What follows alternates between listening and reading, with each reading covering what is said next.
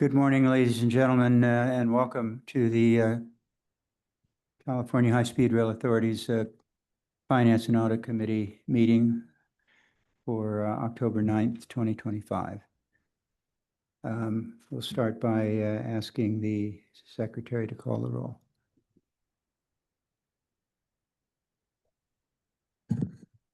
Chair Richards. Here. Director Camacho. Present. Vice Chair Miller. We have a majority. Thank you. Good morning, Ernie. Good morning. Okay, we'll begin this morning. Before we get into the agenda items, if you can also tell the people in the room as well as the people who are listening or watching how they can address the committee this morning.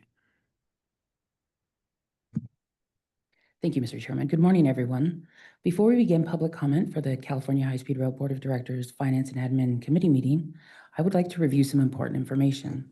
For members of the public who have joined us in person and wish to provide public comment, you will be called up in the order we received your card. If you are joining the meeting via Zoom and wish to provide public comment, please use the raise your hand feature located at the bottom of the app. Speakers will be called on in the order their hands are raised. Once you are in the queue and your name is called, please click the prompt on your screen and allow your microphone to be unmuted. If we have any callers joining by phone, I will give instructions on how you can make public comment following the Zoom participants. All speakers will be given 2 minutes to speak. I will remind you when you have 15 seconds remaining. When it is your turn, please slowly and clearly say your first and last name, and if applicable, please state the organization you are representing. And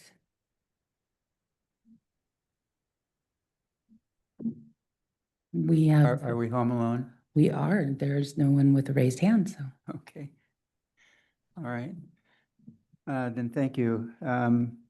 Moving to today's agenda items, first, do we have a motion for approval for the committee meeting minutes for August 28th? Moved. Okay, we have a motion and I'll second it. Call the roll, please. Chair Richards. Yes. Director Camacho. Yes. The motion carries. Thank you. And we'll start out vibrantly with Jamie, our CFO. Good morning, Jamie. Good morning, Chairman Richards. Good morning, Director Camacho. Good morning. My name is Jamie Metalka. I'm the CFO for the authority, and today I'll be covering the October 2025 financial reports executive summary with data through July 2025. Okay, can we start on slide 2, please? Sweet. We continue our timely payment of invoices with no late payments to report for the period. As for the dispute summary, we improved slightly from the last reporting period, primarily due to resolution of a CP1 invoice dispute. At the bottom half of the slide, our cash management report reflects our total cash position of just under $4.3 billion, comprised of $312 million for Proposition 1A funds, $3.9 billion in cap and trade funds, and $13.2 million in our property management fund. The total fund balance does not include the most recent auction results from the August 2025 auction, and once the Department of Finance issues the executive order, the fund balance will increase by another $99.4 million. The results of this last auction were lower, but that was not unexpected, as there was uncertainty regarding the future of the program during the last legislative session. However, subsequently, after the first auction of the year, generally the next 2 auctions have shown higher and better results. And with the legislature and governor setting the program's future for the next 20 years, we do expect that to occur this year as well. In addition, at the bottom of the slide, we have added additional details regarding the activities of the Rail Property Fund as requested by the committee in our last meeting. So now we can see the forecasted revenues for the year at $2.7 million and where those are coming from and by which source, and then also the planned expenditures for the year by activity.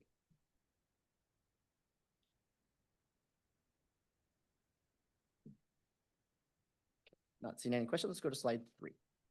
Thanks for making those additions, Jamie. Absolutely. Okay, slide 3 highlights the support budget and expenditures report, reflecting a total budget for the fiscal year 25-26 of $117.5 million. which we have spent 6.3 million through the first reporting period of the year. And total authorized positions of 514, of which 387 are filled, resulting in a vacancy rate of 24.7. There was quite a few events that occurred to get us to this budgetary level. So starting with the prior year budget of 110.9 million, reflected on the far left column at the top, there were two offsetting actions. One, an increase for updated salary and benefits, and two, part of the statewide efficiencies reduction, resulting in a revised budget of 108.9 million, as reflected in the middle column. From there, a new budget was enacted, which authorized a support budget of 117.5 million for the current fiscal year. And that's reflected on the far right column. There were two offsetting actions for this new budget as well. The increase from our requested BCPs were approved, and a reduction for certain benefit costs for state employees. There is still one part of the statewide efficiency effort that has not yet been executed. And when it happens, our support budget will be reduced by an additional $2.1 million. And we have planned for that reduction. Also, we have started to break out the support budget to provide more details on the breakout between administrative activities and capital outlay support activities. And you can see those in the green highlighted non-ad columns there, just under the budget. Finally, when taking into account our newly authorized positions, the vacancy rate was expected to increase, but over time will decrease as we begin to fill those new positions. Jamie, I appreciate these changes you've made, and I'd noted them, how you subtly put them in green, but they certainly help with the explanation of some of the comments that you've had in previous reports. Yes, thank you. Okay, next slide. All right, slide 4 highlights our capital outlay budget report, reflecting a total budget for the current year of 2.7 billion, which we have spent 137 million through the first reporting period. This budget is focused on delivering critical scope items to continue to advance the construction activities in the valley, completing our last remaining environmental clearance for our project segment, moving into the track laying phase by funding the rail yard completion, budgeting for a track and systems construction contractor, advancing track design, and procuring rail materials, as well as advancing the early work activities in the Merced and Bakersfield extensions. The breakout table at the bottom half of the page does provide a little bit more detail and categories for month and year totals. Okay, let's go to slide 5. On slide 5, our total project and expenditures report summary provides information on both expenditures by funding source and total funding by source, providing updates on the baseline, cumulative funding, and expenditures. The top half of the slide reflects a total authorized baseline of 37.6 billion and a cumulative expenditure to date of 14.7 billion, of which the state is funding 82.6% of the total expenditures to date. At the bottom half of the slide reflects our total funding, which I'm happy to report we have updated to reflect our cap and invest funding through 2045. Now that both SB 840 and AB 1207 have been signed into law. That brings our total project funding identified up to 44.3 billion. So another way of looking at the California investment of 82.5%, that's really in the private sector, akin to investment by the corporation or the company or the developer who's leading a project. So when we talk about what California is doing and how it's been paid for, those are funds which are the same thing as if you invested in a project. Yeah, owner-based, absolutely. Okay. It's pretty impressive. And I think it highlights the fact that, we are in a position to go after private sector involvement and private sector participation. And we're showing to the world, here's what we have at the table to continue this project. Exactly. And obviously, that's not where it's going to stop. I know our CEO is still championing, trying to get the rest to continue on our phase 1 goals. Yeah. Okay. Slide 6 provides a status of the federal funds and state match liability. There are no material actions to report on this month. However, I will have a quick update in our look-ahead slide at the end of the presentation. Okay, let's go to slide 7.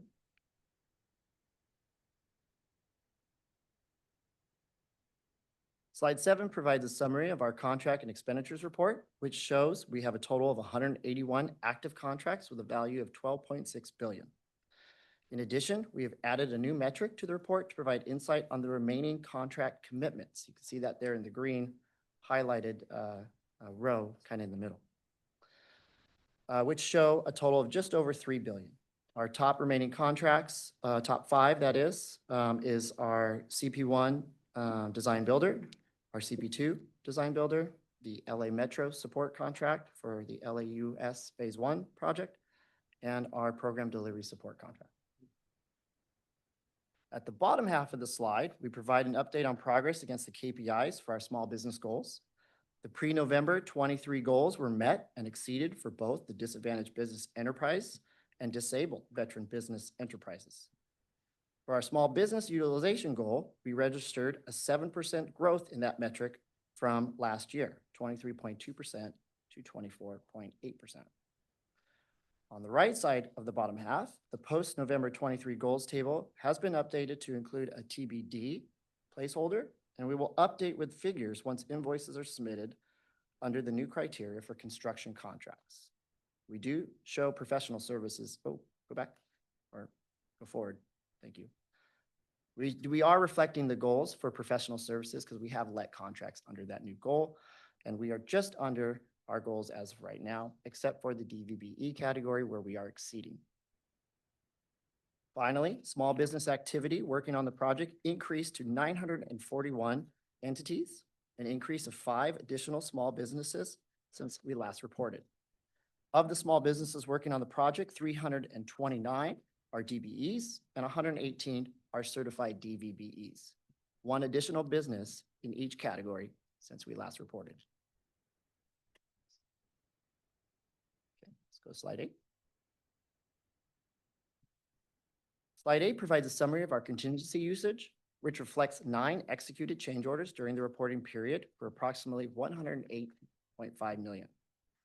8 of those changes were under the $25 million threshold and 1 was over, which is displayed at the bottom of the slide and was for $79.9 million in construction package 1 to compensate the contractor for additional work above the base contract scope to install storm drain piping, cross culverts, and ditches along the 32-mile-long project. The 2 largest items within the 8 executed change orders under the threshold include $21 million for compensating the contractor for additional scope requirements for the West Olive Avenue overcrossing, and a $6.5 million augmentation to the San Joaquin Valley Railroad Agreement to continue their resource support for areas where we impact their operations in both construction package 1 and 2-3.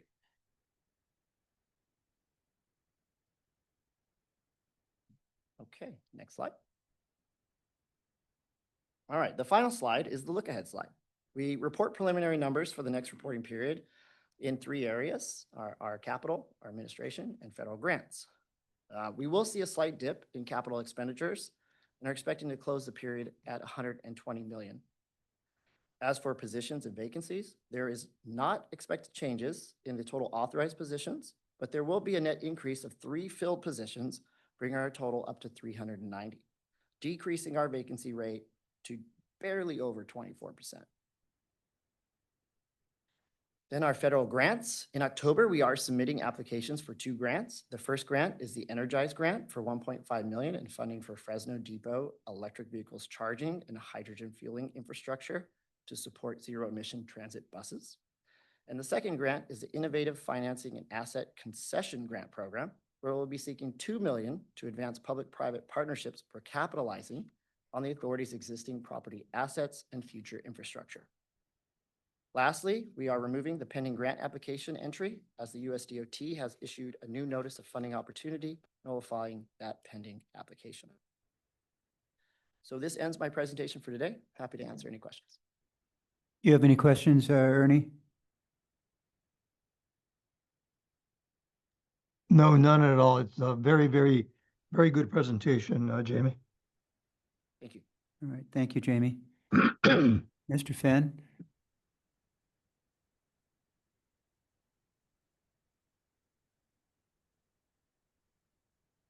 Good morning, Mr. Chair Richards. Good morning, Ed. Board Member Camacho. Morning. My name is Edward Fenn. I'm here to present the Central Valley Status Report as the Chief of Construction.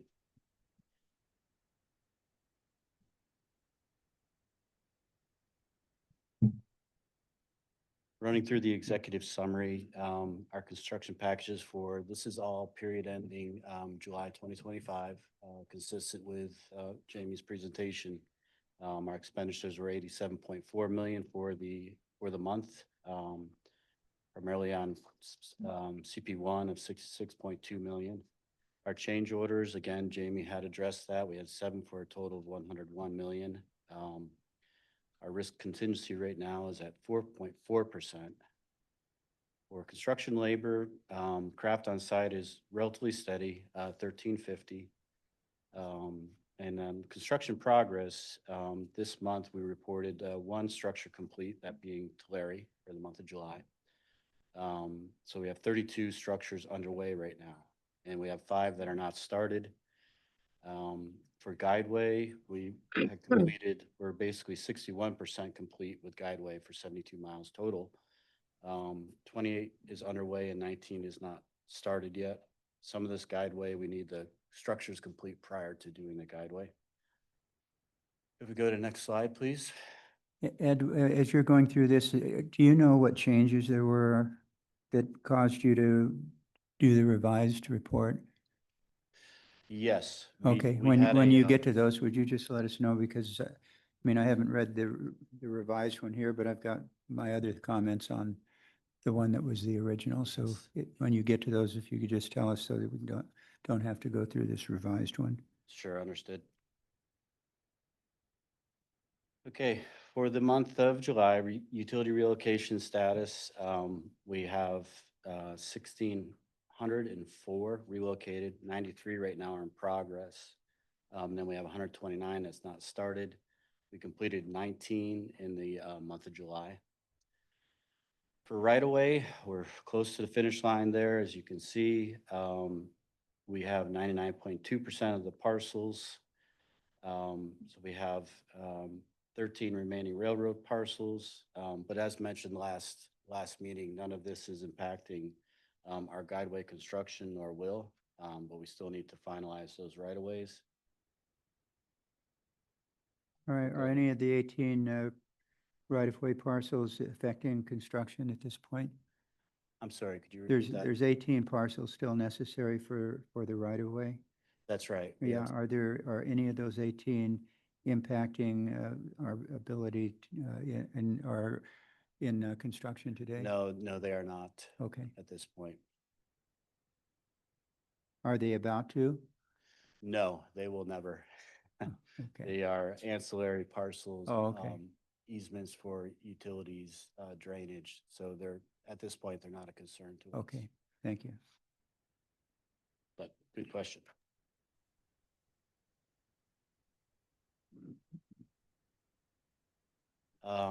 Yeah, just on the last slide, we had the railhead as well. Now that work is substantially complete for the railhead itself. Follow-up work will be the fencing and containment of the site as a whole. And also we're working to develop plans for a storage building and office facility that's in design right now. Okay. Do we have any? Is the ballast work Do we have completed? any pictures available of what it looks like now? No. I don't have a great one, actually. Okay. The one that's in this report is a bit dated. Yeah, yeah, maybe but- we could have it for the next month. We can do that. All right, thank you.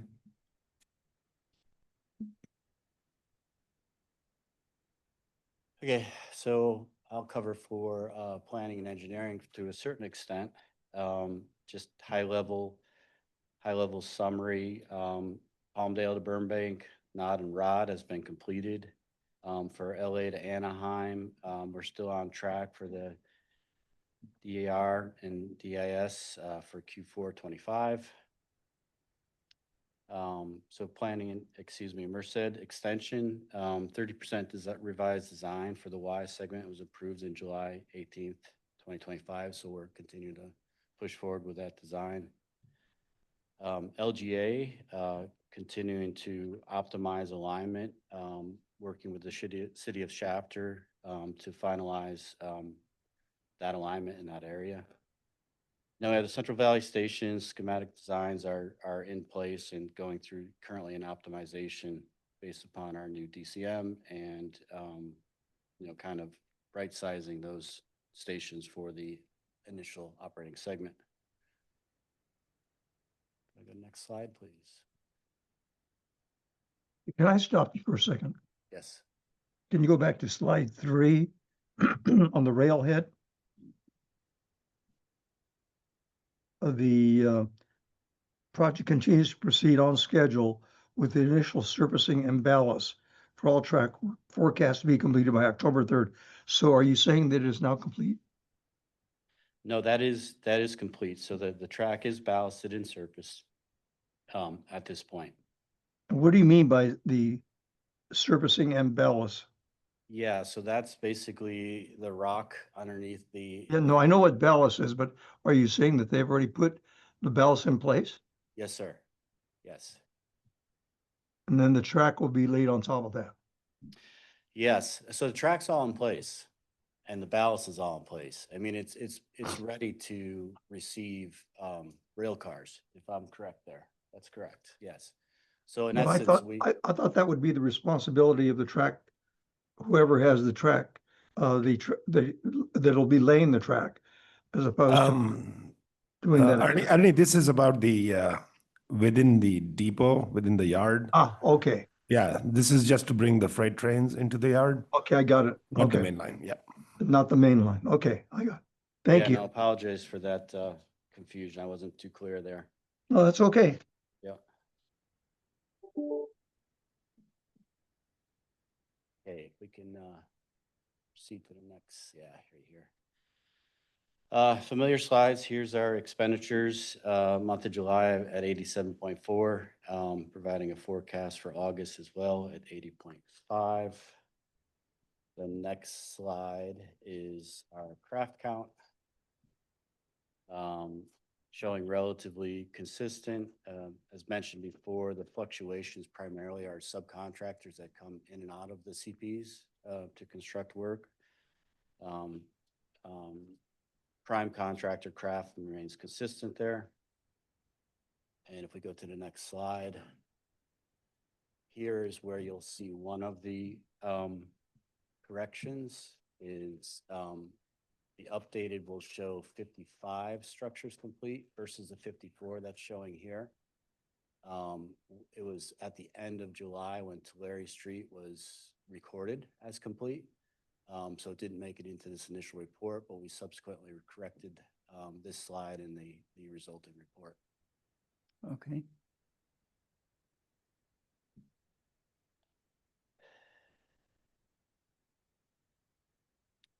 So go to next slide. So this slide represents the guideway out of the total 119 of our iOS. We have 70 that is complete. 72. We've gained 2 miles since the last time we met. For September, we plan on installing another 5 miles of guideway, which brings to 79 at the end of September. We're 66% complete. And as mentioned before, some of these sections of guideway cannot be complete until the structure is complete. So that'll kind of follow on as we see it kind of cascade through the completion of the schedule through 2026. So if we go to the next slide. So this shows the progress through 2025, similar information, but in a different graphic here. The top shows the progress on the structures, being that, again, there's that correction of 54 to 55 for July. And then it shows the progression through the end of the year, getting to 65 structures complete. At that point, all structures will be under construction. And then we have 27 left to complete in 2026. For Guideway, you can kind of see it kind of follow with structures to a certain extent. You know, as we mentioned, we have 72, and then we kind of incrementally get to 92 by the end of the year. Still a very small percentage that will not be open to us until 2026. If we go to the next slide, it gives us a depiction of 2026. You know, top here is the structures, you know, as we push through the year of 2026. Going towards the end of 2026, we do have a couple of our critical structures that will not be complete till late 2026. That being Houston Ave, Herndon, and Fresno Trench. And then the bottom shows the guideway, just kind of following along to get us to the 119. It's really about getting the structures complete. If we go to the next slide, this shows a summary of our utility relocations out of the total of 1826 that we had. Currently, we're at 1604 complete, which is 88%. You know, by September, we'll be to the 91% completion.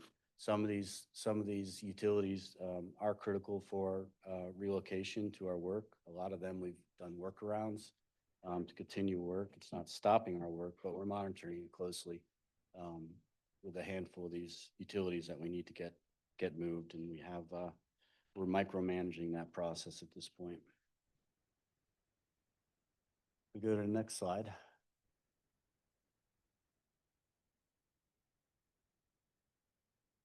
This is just a different way to look at the utilities here. Utility summary by type. If you look at this, the majority of them, the majority of them utilities that we need to relocate are electric, PG&E. Some of these are transmission, some of these are distribution, primarily overhead, one underground. A lot of progress, but still work to do on the utilities. We go to the next slide. This is a summary of the right-of-way that we talked about. I think you had mentioned the 18 that are currently outstanding, 6 on CP23 and 12 on CP1. Again, it's not impacting our guideway or structures at this point, but we all look forward to having this 100%, so we no longer have to talk about right-of-way.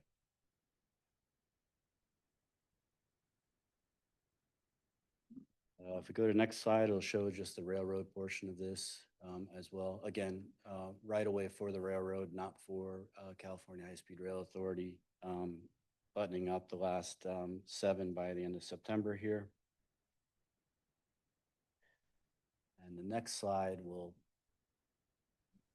show us our earned value right now on CP1. We have a scheduled performance index of 0.94, so we're a little bit off the mark, but close, and opportunities to pull this into that 100% or 100 performance index that we're striving to. And so the next slide will give, and committee member Camacho, the next slide may help a little bit.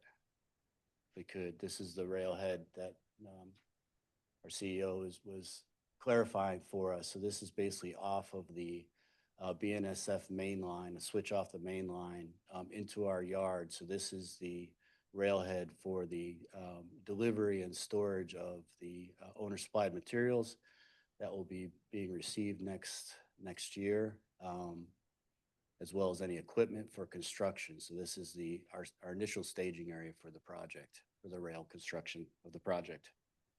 And unfortunately, we don't have these photos are not that up to date. The bottom one there, you can see how they put the ballast on top of the track first. And then the top one is where they lift the track through the ballast and they do what they call the surfacing. That makes it look nice and pretty like we see railroad construction. So next month, we'll provide some finalized photos of that. And then hopefully by the time we meet the next time, we'll have our press release and event down there. And that concludes the presentation. Thank you, Mr. Finn. Any questions from you, Ernie? Yes, I do. Just one second. Let me get the pages I want to question, but one is going back to slide number 10. We're talking about a completion of the structures and guideway by Q4 December 26. On both of those. So realizing that we have also the holidays at the same time, which construction generally slows down by that. Have we anticipated the holidays come into play, as well as the fact that if it's at the end of December, Ian, we have published and stated that we would be done by, that portion be done by the end of 26 or into 26. When will we be alerted that we certainly have a problem, we may not make that date, and what do we do about that? What is our contingency plan? I will let Ed talk more in detail, but I think what we are doing, and Ed, you can explain more on the schedule and our day-to-day monitoring of the progress, is just to ensure that there are no surprises. So right away, elements are removed as obstacles. The reason of the 2026, end of 26 completion target, we set it so that when we start laying tracks, we don't have any civil works in the way that will continue unless it's a civil work outside of the track works. So nothing in the rail construction when we are laying rail, but anything else that, like for instance, if they're doing some work to do protection walls, they may continue into 27 because that's not critical for us. What we are trying to do is clear the pathway in the 119 mile. When we start laying tracks, we don't stop in any of these CPs. Ed, you can talk about how we are monitoring that. Yes, yeah, no, if I could add to that as well. So our approach right now, especially, so the initial focus for me anyway, being here 3 months, was to focus on the CP23, which is our track construction comes from CP4 to the south and goes north. What we're instituting with the contractor there is a guideway turnover approach, which is consistent with what Ann's saying there, is we have the guideway to build track. There may be ancillary work such as fencing, ditches, drainage, even utility relocations above. But if it's not precluding us from building track, we're going forward with a guideway turnover approach there and working with the JV at this point to identify those areas, part of our settlement with them. So it is daily monitoring. So moving from south to north, moving into north with CP1, there's a lot of work there. There's heavily sequenced work within the city of Fresno that we're monitoring closely. A lot of the challenges with that is there are third parties involved with that, both the city of Fresno and the UP. So we're strengthening those relationships with them and ensuring that we're meeting dates for that. So we continuously look at schedule, and next week we're having a kind of a summit down at CP1 to go through a couple of the longest paths to see how to optimize phasing and construction. But we will be busy through the end of next year. Well, the reason for my concern about that date is if I go back to slide number 15, which has the earned value, the delta between where we currently are and where we should be is quite a spread, obviously. And the trajectory doesn't look like it's closing. It seems to be somewhat constant, which keeps the spread the same. And I'm just hoping that we'll close that spread soon or begin to close it so that the trajectory would actually look at meeting into 26. Yeah, no, understand completely. One thing that we will see soon is that we started on Shaw Ave, which was a shoe fly that we needed to coordinate with the UPRR back in September. And so that opens. So a lot of their dollar value is in structures, and they're frankly ahead of schedule just on that specific substructure for Shaw Avenue. Church Avenue as well, we just had a utility relocation that allowed that work to open up. Understand what you're saying. I think we're going to see a bit of a more positive trend going forward. We need to, right? But it's again, that the dollars are in the structures. So when the structures are able to be constructed, that should help this trend. The, when we begin laying track, are we going to look at starting at CP4 area and moving north? I mean, the optics of laying track is certainly helps with the idea that we are in fact moving, and it's the progress is certainly very, very visible. So will we be doing, is that where we're going to start with the tracking system? Yeah, that's exactly right. So the railhead that we saw in the last slide of the presentation is basically the starting point for that track to move north. Concurrently with that as well is just at the south limits of CP1 is where our HMF will be located. So currently right now we're developing the plans for a second railhead there as well.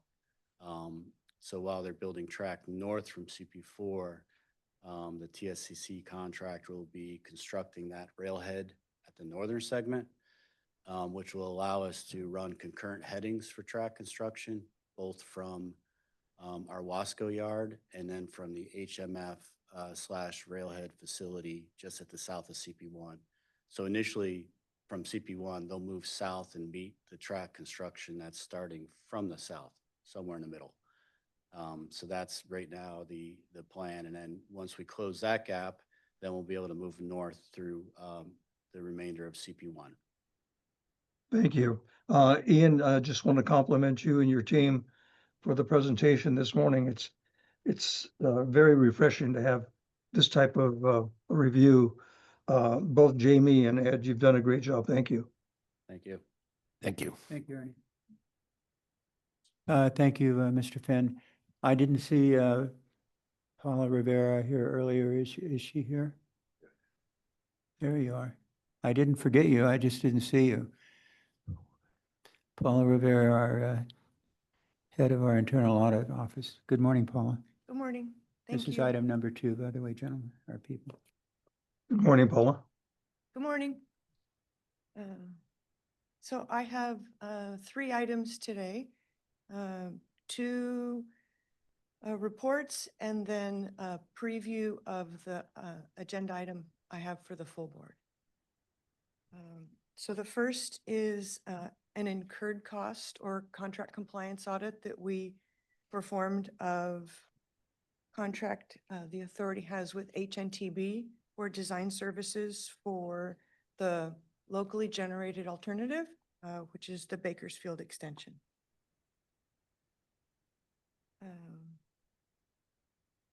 The audit period was September 1st, 2022 through October 30th, 2024. And the reimbursed services were $39,682,999. And we audited 39,671,539 of that. So we primarily audited the majority of the contract. We audited the prime and 23 sub-consultants. And we identified overbilled and over reimbursed costs in the amount of $776,000. The scope of the audit was limited to examining accounting and internal control systems and supporting documentation for costs billed to the authority and reimbursed by the authority. The audit objective was to determine whether HNTB and its sub-consultants complied with the requirements of the agreement.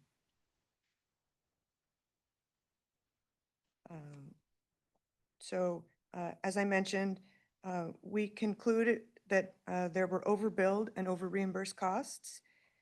HNTB was given an opportunity to provide a response and they generally agreed with the issues.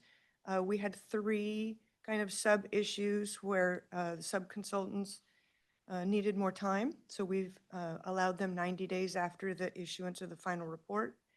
And HNTB has held off agreement until that information is received, and we are able to do our analysis.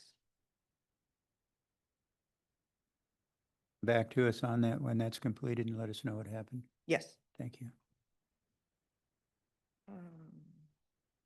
And the things that we found were fairly typical to the types of things we've seen in our prior incurred cost reports. Overbilled indirect rates, unsupported direct labor rates. We had one sub that had a high number of other direct costs that were billed. And they needed additional time to be able to support those other direct costs. But in the time between when we exited with them and now, they've been submitting documentation and invoices, and they're able to provide the linkage that we couldn't see when we were in the field. So that issue is likely to be resolved in the next few days or weeks. Did you have any questions about that first audit? I don't think so. You can move on. Thank Okay. you, Paula. The next report I have is a pre-award, and these are performed when we have a request for qualifications and the contract is awarded to the most qualified team without consideration of cost. So in order to comply with the Brooks Act in determining a fair and reasonable price, the audit office performs a review of the cost proposal, and we compare the cost proposed to actual cost supporting documentation. And this was a contract for right-of-way engineering and surveying services for the Merced to Bakersfield section. The contract will be awarded to Westwood Professional Services. And we found primarily cosmetic issues with the cost proposal. Some things didn't add up, like we found a single rate that was different. There was an indirect cost rate, which was from a prior year, but other than that, we found it was a very clean cost proposal.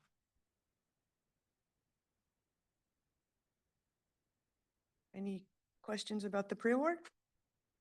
Ernie? Okay. Okay. The next item I have is a preview of the full board agenda item. So starting in 2017, How long do you think this will take, Paula? not long. Okay, The majority of the slides are for to generally share with the board what an external peer review is, but you and Ernie are aware, we've been through this a number of times, so I can skip those slides. okay. So starting in 2017, we've had an external peer review or an external quality assessment every 3 years. The external quality assessment evaluates our compliance with the elements of the audit standards for our office as a whole and for individual audit assignments. Do we have the presentation?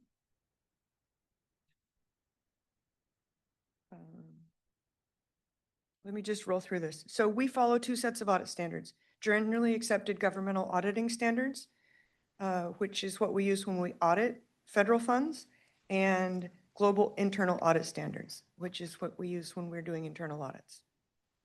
Both of these standards were revised in the last 12 months. One is called Red Book, one is called Yellow Book, so we call ourselves an orange office, the combination of the two. So when we're complying with the standards, the general standards, we comply with the ones that are most restrictive.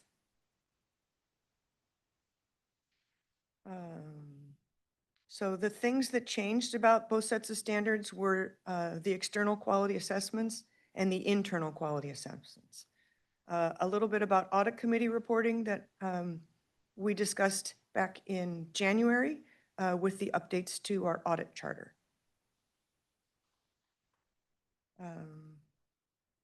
We can skip to slide 10. So what I'm bringing to the full board today is historically the audit standards only allowed a single type of external peer review. That was changed, so we can have, the option is you can continue with an external peer review, or you can do an internal self-assessment and have that validated.